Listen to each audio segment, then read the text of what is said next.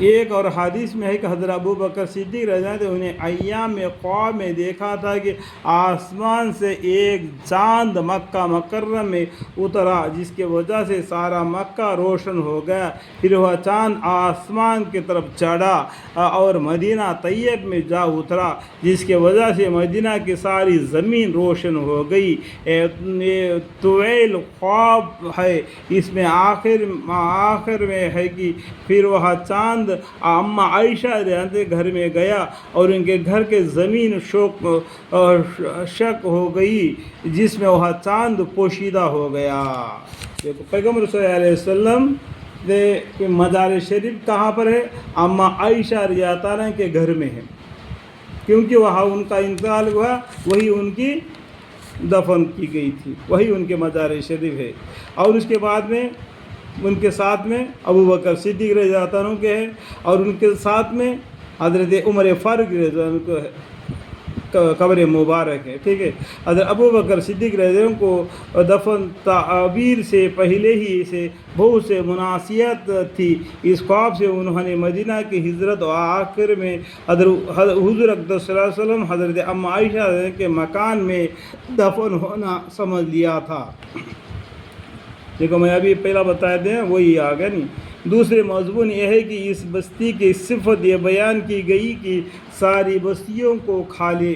علماء نے اسے مدینہ طیب کے ساری بستیوں سے افضل ہونے پر استدلال کیا ہے، اور متعدد اوقال اس کے شرح میں نقل کی گئی۔ بعض علماء نے اس کا مطلب ہی یہ لکھے ہے کہ وہ بستی یعنی مدینہ ساری بستیوں سے افضل ہے، یعنی اس کی فضیلت اتنی غالب اور بڑی ہوئی ہے کہ اور سب بستیوں کی فضیلت اس کے مقابلے مغلوب اور غال آدم ہے، گویا اوروں کی فضیلت اس کے مقابل میں معدوم ہو گئی۔ یہ مراد ہے کہ کھا لینے سے کہتے ہیں کہ اس مطلب تائید تورات شریف سے بھی ہوتی ہے، یعنی تورات شریف سے بھی ہوتی ہے۔ اس میں اللہ جل شانہ فرمائے کہ یا تابہ یا مین کینتول انی سأرفع عزازیر کی صلاح عزازیری القرآ، اے تاب اے مسکین شہر، تیری چھتوں کے سارے بستیوں کے چھتوں پر بلند کروں گا۔ معنی، اور بعض علماء نے لکھا ہے کہ اس بستی کے رہنے والے اور دوسرے شہر کو فتح کر لیں گے اور ان پر غالب ہو جائیں گے، یعنی دیکھو مدینہ شریف میں رہنے والے دوسرے بستیوں کو فتح کریں گے اور غالب ہو جائیں گے۔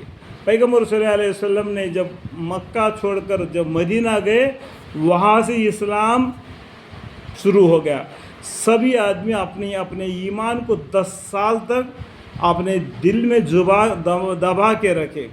10 سال کے بعد میں جب یہ 500 آدمی مسلمان ہو گئے تھے، اس ٹائم پر ہم کو کیا ڈر ہے؟ ہم اونچی آواز سے اذان دے کر نماز پڑھیں گے۔ اذان کے الفاظ کس نے بنائے؟ حضرت عمر رضی اللہ عنہ نے بنائی۔ اس کو پیغمبر صلی اللہ علیہ وسلم نے قبول کیا۔ اور سب سے پہلا اذان کس نے دی؟ تو ہمیں فضائل اعمال کے پہلے قصے میں جائیں گے، صحابہ اکرام کے، وہاں پر معلوم ہوگا کہ ایک صحابی ہے، ان کے نام یاد نہیں آیا، تو اس لیے انہوں نے اذان دی تو چاروں طرف سے کافروں نے ان کو گھیر لیا کہ مار پیٹنا شروع کر دیا۔ تو بعض نے آ کے ان کو چھڑا دیا کہ وہ طائف کے رہنے والے ہیں، ہمارا تجارت وہاں سے ہوتا ہے، اگر ان کو کچھ ہو گیا تو وہاں جانا مشکل ہو، اس طریقے سے ان کو بچا لیا۔ دوسرے دن پھر وہی حالت کر دیا۔ اس طریقے سے دین اسلام زور شوق سے پھیل گیا، یعنی مدینہ سے ہو کر مسلمانوں نے جو کافروں پر جہاد کیا، 11 جہاد جس میں پیغمبر صلی اللہ علیہ وسلم شامل ہے، اس کو غزوہ کہتے ہیں۔ غزوہ مطلب کیا ہے؟ اس جنگ میں ہمارے پیغمبر صلی اللہ علیہ وسلم نے حصہ لیا۔ وہ اس کو چھوڑ کر صحابوں کے ذریعہ سے بہت سے لڑائی گئی، جس میں پیغمبر صلی اللہ علیہ وسلم شامل نہ تھے، وہ ایسے بہت سے لڑایا ہوئے۔ اس طریقے سے تلوار کے زور سے کافروں کو مٹا دیا اور اچھے اخلاص کے وجہ سے دین اسلام پھیل گیا۔ اور پیغمبر صلی اللہ علیہ وسلم جب مکہ فتح کر چکے تو ایک پیڑ کا نام ہے، وہاں پر بہت سے لوگ آ کے پیغمبر صلی اللہ علیہ وسلم کے ہاتھ میں ہاتھ رکھ کر اسلام قبول کر لیا، کلمہ پڑھ لیا۔ جب بھی عورتیں آئے پیغمبر صلی اللہ علیہ وسلم کے ہاتھ ان کے ہاتھوں میں نہیں، کیونکہ بیچ میں تھوڑا سا جگہ چھوٹ گیا۔ اما عائشہ رضی اللہ عنہا کہتی ہے کہ بخاری شریف میں جو مرد مانا آتا ہے پیغمبر صلی اللہ علیہ وسلم کے ہاتھ میں ہاتھ رکھ کے وہ شہادت دیتا ہے، کلمہ پڑھ لیتا ہے۔ جو عورت آتی ہے پیغمبر صلی اللہ علیہ وسلم کے ہاتھ کے اوپر میں تھوڑا سا حصہ کو باقی رکھ کر ہاتھ رکھتی ہے اور کلمہ اور شہادت پڑھتی ہے۔ تو وہاں پر یہ کیا کہ آپ کے ہاتھ پیغمبر صلی اللہ علیہ وسلم کے ہاتھ پہ نہیں ہے، اللہ تعالیٰ کے ہاتھ میں ہے، اور آپ پیغمبر صلی اللہ علیہ وسلم سے عہد نہیں لے رہے، آپ اللہ سے عہد لے رہے ہیں۔ اس طریقے سے دوبارہ ہاتھ کو نہیں توڑنا۔ جب وہ فتح ہو گئے مکہ، چاروں طرف سے اسلام پھیل گیا، اسی ٹائم پر یہ سورہ شریف نازل ہوگی، اذا جاء نصر اللہ والفتح ورأیت الناس يدخلون فی دین اللہ افواجا فسبح بحمد ربک واستغفر انہ کان توابا۔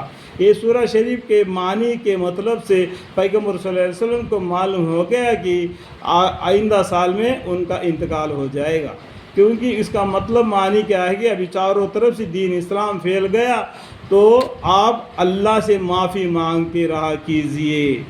معنی پڑھ لو، معلوم پڑ جائے گا، ٹھیک ہے۔